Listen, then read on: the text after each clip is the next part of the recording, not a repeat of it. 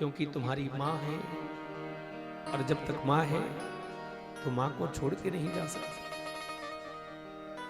मां की जितना दुलार उतना प्यार कोई और नहीं कर सकता। आपको याद है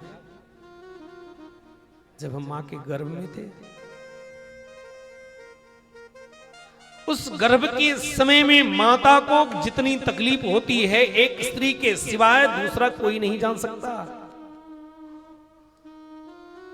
मैं तो कभी कभी सोचता हूं कि भगवान ने इन नारियों को कितना महान बना करके भेजा है। इसलिए हम आप सभी से भी हाथ जोड़ करके प्रार्थना करते हैं, कृपया अपनी माता, अपनी पत्नी, अपनी बहन को कभी रुलाना नहीं। आप अपने घर में रह करके देखना, पति किसको बुलाता है? पत्नी को। बेटी किसको बुलाती है? मम्मी मेरा जूता नहीं मिल रहा है। बेटा आया, मम्मी भोजन जल्दी करो, विलंब हो रहा है, टिफिन जल्दी तैयार करो। सासू आई, बहू क्या कर रही है? मर गई, दिन भर सोई रहती, पड़ी रहती है। ससुर जी आए, बेटा वो थोड़ा क्या है ना कि एक कपड़े थोड़े इस्त्री कर दोगी क्या? बाप रे, कभी विचार किया आपने कितना भार है माताओं के ऊपर? इतना बड़ा भार लेकर के कैसे चलती है? क्या उन्हें अपनी मां की याद नहीं आती होगी? जब वो बहू बनकर के घर में आई थी, एक समय ऐसा था जब पिता अपनी गोद में बिठा करके दुलार करता था और पिता कहते थे ये मेरे हृदय की, आहा, ये मेरे हृदय का टुकड़ा है।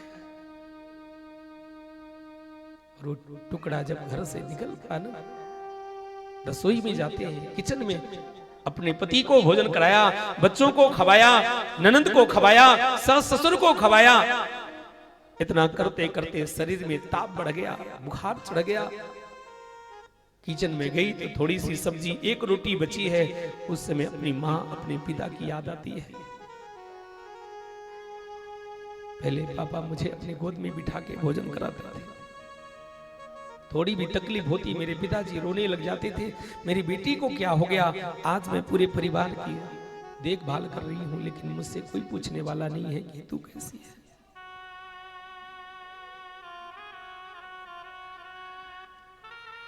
थोड़ी सी सब्जी उठाती है, एक गिलास रोटी का टुकड़ा तोड़ती है, उससे अपनी मां की याद आती है। एक समय ऐसा था जब मां मुझे अपनी गोद में बिठाती थी। इतना कुछ करती है और उससे हालचाल भी पूछने वाला नहीं होता कोई।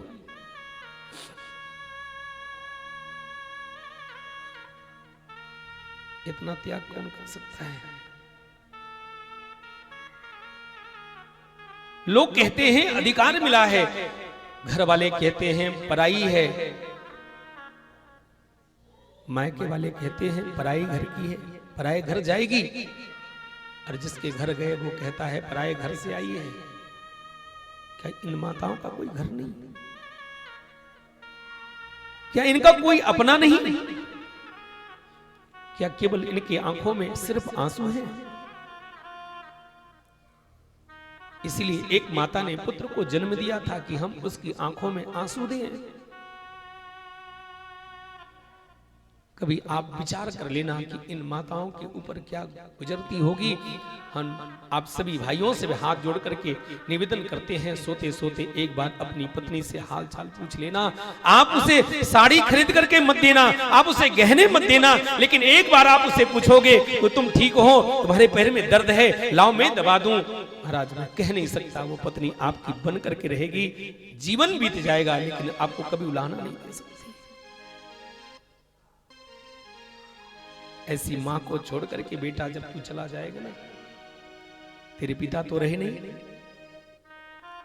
और जिसके पति नहीं है आप उससे पूछो ना। पति का महत्व तब पता चलता है जब पति नहीं रहते। एक स्त्री का सबसे ज्यादा आकर्षण, सबसे ज्यादा मोह पति और पुत्र में होता है।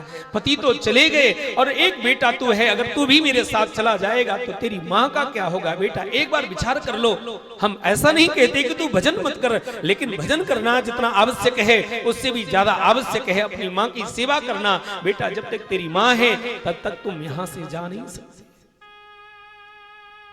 आपको याद है जब हम भोजन नहीं करते थे उस माता के दूध में कितना स्वाद था कि हमें अलग से कुछ खाने की जरूरत नहीं थी। अरे उनसे पूछो जिनकी मां नहीं है। दुनिया में आपको सब कुछ मिल सकता है। आपकी पति न हो आप दूसरा विवाह कर सकते हो, आपकी पत्नी नहीं है दूसरा विवाह कर सकते हो, बेटा मर गया दूसरा बेटा हो सकता है, संपत्ति हो सकती है, लेकिन जीवन में अगर एक बार मां चली गई तो दोबारा फिर मां नहीं आ सकती।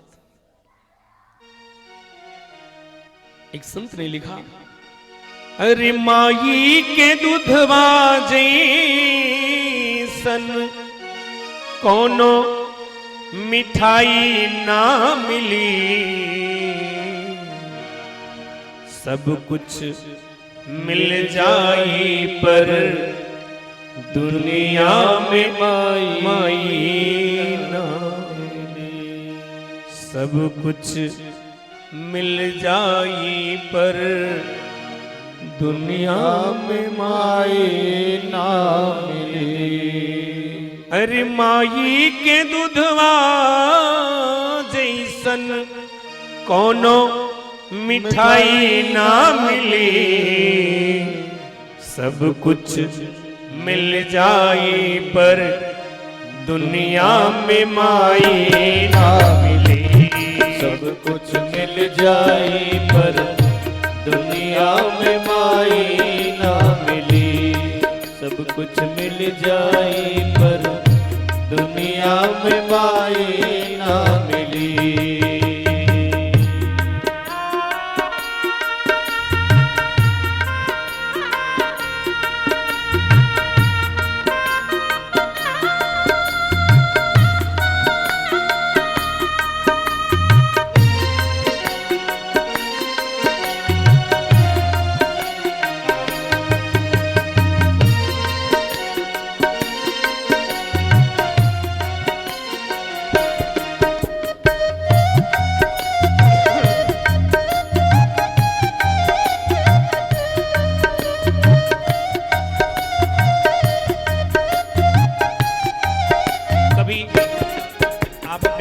दुलार को याद करना, आंखों में आंसू आ जाएंगे।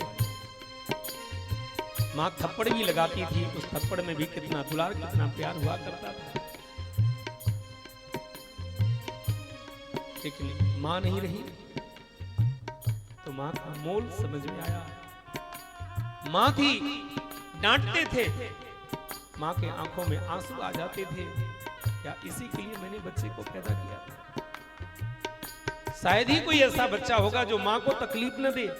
आपने सिर पर बोझा उठाते हुए देखा होगा, पीठ पर भी बोझा ढोते हुए देखा होगा, लेकिन पेट में बोझा ढोता हुआ आपने कभी नहीं देखा। और अगर देखा होगा तो केवल मां है।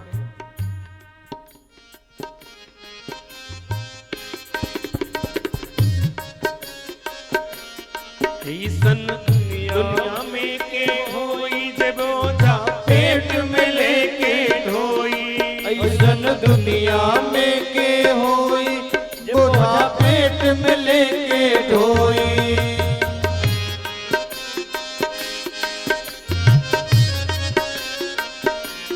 दुख में तनिको ना घबराई, संकट जे हंस के सही जाई। दुख में तनिको ना घबराई, संकट है हंस के सही जाए। ऐसन करे वाला दूसर के हो भलाई ना मिली। सब कुछ मिल जाई पर दुनिया में माई न मिली। सब कुछ मिल जाए पर दुनिया में माई ना मिली। सब कुछ मिल जाए पर दुनिया में माई ना मिली।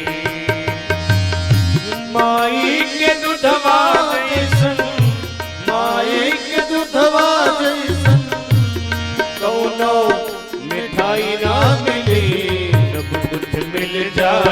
पर दुनिया में माई न मिली। सब कुछ मिल जाए पर दुनिया में माई न मिली। सब कुछ मिल जाए पर दुनिया में माई न मिली। सब कुछ मिल जाए पर दुनिया में माई न मिली। वो माँ सबको भोजन कराने के बाद देखती है भोजनालय में कुछ नहीं बचा। उसे पूछने वाला तो कोई है नहीं। थोड़ा सा पानी पी करके पेट दबा के सो जाती है, लेकिन किसी को उलाना नहीं देती कि मैंने भोजन नहीं किया।